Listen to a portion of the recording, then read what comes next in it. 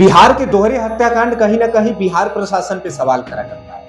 आप लोगों ने देखा होगा कि बिहार में कैसे हत्याएं आजकल चरम पे है और सरकार और कहीं ना कहीं प्रशासन इसमें विफल होते जा रही है। आप लोगों ने देखा होगा कि एक हिंदू के लड़के कैसे मुस्लिम की गर्दन काट के हत्या कर देता है।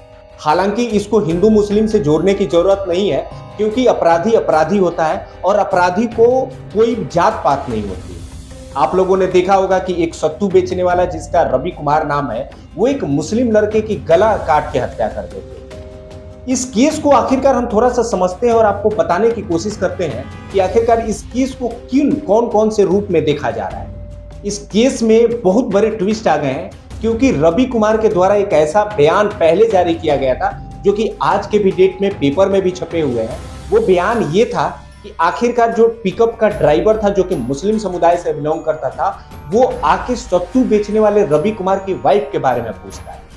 जब वो वाइफ के बारे में पूछता है तो रवि इस पर बौखला जाते हैं और उसकी गर्दन काटने की बात करते हैं। इस पे मैटर को थोड़ा सा उलझ जाता है और मैटर जब धीरे धीरे उलझते जाता है, इस बीच रवि को गुस्सा आती है और रवि और पिकअप ड्राइवर जो कि मुस्लिम समुदाय से थे, ये कुछ दूर भागते हैं।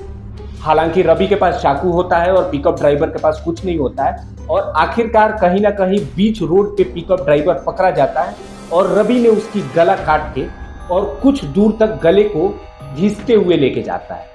इसी बीच वहां पे धीरे धीरे भीड़ इकट्ठा होती है और इस भीड़ इकट्ठा होने के बाद रवि कुमार को भी मॉब लिंचिंग के तहत मार दिया जाता है। मॉब लिंचिंग वो होती है जो कि एक भीड़ में किसी भी समुदाय को, एक भीड़ में किसी भी व्यक्ति को मारा जा सकता है और मॉब लिंचिंग के केस में सारे लोग निर्दोष पाए जाते हैं। आप लोगों ने देखा होगा कि ये हत्या जो कि रवि कुमार के द्वारा मुस्लिम को किया जाता है, ये कहीं ना कहीं दंडनीय थी और बहुत ही खतरनाक हत्या थी।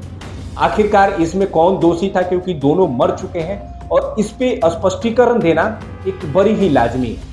वहां की प्रशासन बहुत एक्टिव थी। वहां पे प्रशासन पहुंचने के बाद तुरंत एक्शन लिया और एक्शन लेने के बाद वहां के मोर्चे संभाले। मोर्चे संभालने के बाद वहां पे बहुत से अलग अलग से समुदायों के बीच अफवाहें उड़ाई जा रही थी। कोई कुछ बोल रहा था, कोई कुछ बोल रहा था, लेकिन हम आपको स्पष्ट तरीके से बता रहे थे कि विवाद का रीजन ये था कि एक सत्तू के ठेले बेचने वाले रवि कुमार जो कि रोड के किनारे अपने ठेले लगा के खड़ा था। वहां पे एक पिकअप वैन वाले आते हैं जो कि मुस्लिम समुदाय से थे और वो पिकअप लगाते हैं। रवि यही बोलता है कि पिकअप को साइड कर लो, लेकिन उसके कितने भी कहने के बाद वो पिकअप को साइड नहीं करते हैं और विवाद का जड़ यही से स्टार्ट होता है। जब विवाद का दर इतने चरम तक पहुंच चुका था कि हाथापाई पे उतर गई और वहां के लोग ये बताते हैं कि ये पहले डेली इन्हें रवि और ये दोनों मिलते जुलते थे, तो लोगों को ऐसा लग रहा था कि ये हाथापाई नॉर्मली हो रही है, लेकिन इस विवाद को इतना गहरा चोट पहुंचेगा ये किसी को नहीं पता था। इसके बीच रवि जब हाथ में हथियार लेकर कुछ दूर दौड़ के और गला रेतते हैं, तब लोगों की आंख खुलती है कि आखिरकार कहीं ना कहीं रवि किसी न किसी वजह से एक मुस्लिम समुदाय के लड़के की हत्या कर देती है। ये हत्या कहीं ना कहीं सरासर गलत था। प्रशासन एक्टिव है और वहां पे जितने भी लोग थे जो कि मॉब लिंचिंग के तहत मारे थे रवि कुमार को, उनसे भी पूछताछ की जा रही है। प्रशासन एक्टिव होने के कारण इस मामला को अच्छे तरह से निपटा लिया गया है, सलटा लिया गया है और वहां के लोगों के द्वारा बताया जाता है कि इसमें रवि कहीं ना कहीं निर्दोष था।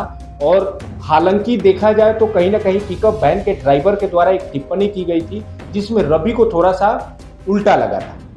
वो उसके वाइफ के बारे में बोली थी, लेकिन इसमें मेरा स्पष्टीकरण कुछ भी नहीं है। मैं सोशल मीडिया के द्वारा जो भी बताए गए और जो भी दिखाए गए न्यूज चल रहे हैं उसके अकॉर्डिंग मैं आपको बता रहा हूँ और मैं आपको बताने की ये भी कोशिश कर रहा हूँ कि इस मामले को अच्छी तरह से प्रशासन के द्वारा हैंडल कर लिया गया है और वहाँ के मामले को नियंत्रित कर लिया गया है। मामला बहुत ही सेंसिटिव था, इसमें कुछ भी हो सकते थे, लेकिन प्रशासन इतनी एक्टिव थी इस मामले को अच्छी तरीके से कंट्रोल करके और कवर कर रही थी। लेकिन मैं आप लोग से पूछना चाहता हूँ कि आखिरकार रवि ने जो किया वो सही था कि जो मॉब लिंचिंग के तहत रवि के लोगों ने मारा वो सही? दोनों ही एंगल से देखा जाए तो दोनों ही सही है, क्योंकि एक हत्यारा जब दूसरी हत्यारा का गला काट के हत्या कर देता है तो मॉब लिंचिंग के तहत मारना उसको कोई गुनाह का काम नहीं।